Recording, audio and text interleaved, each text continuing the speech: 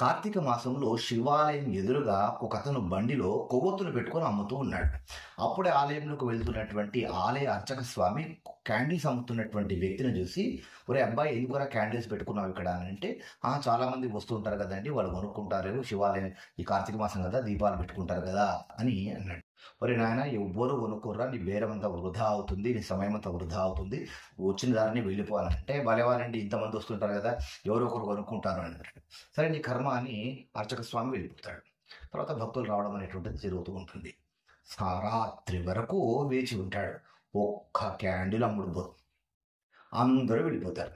చివరికి అర్చక స్వామి ఆలయానికి తాళాలు వేసి వెళ్తూ ఉంటే, ఈ క్యాండిల్స్ అమ్మేటువంటి వాడు బండిలో క్యాండిల్స్ పెట్టుకొని ఆ క్యాండిల్స్ అమ్మేటువంటి వాడు అక్కడ ఉంటే, ఏమైంది అబ్బాయి అని అంటే, ఏడు స్వామి ఒక్క క్యాండిల్ ఒక్కరు కూడా కొనలేదని అంటే, అర్చక స్వామి ఉంటుంది, కొనరా క్యాండిల్స్ కొనుక్కొని దీపాలు వెలిగించడానికి వాళ్ళు బజార్ మనుషులు గారు, భగవత్ స్వరూపులు, భగవంతుని భక్తులు వారు, సత్ప్రవర్తన కలిగినటువంటి వారు, భగవంతుని అనుగ్రహం పొందినటువంటి వాళ్ళు, అడ్డదిడ్డంగా తిరిగేటువంటి వాళ్ళు కాదు, అడ్డదిడ్డంగా బతికేటువంటి వాళ్ళు కాదు, భగవంతుని అనుగ్రహం కోసం ఆలయానికి వచ్చేటువంటి వాళ్ళు, పవిత్రమైనటువంటి హృదయం కలిగినటువంటి వాళ్ళు.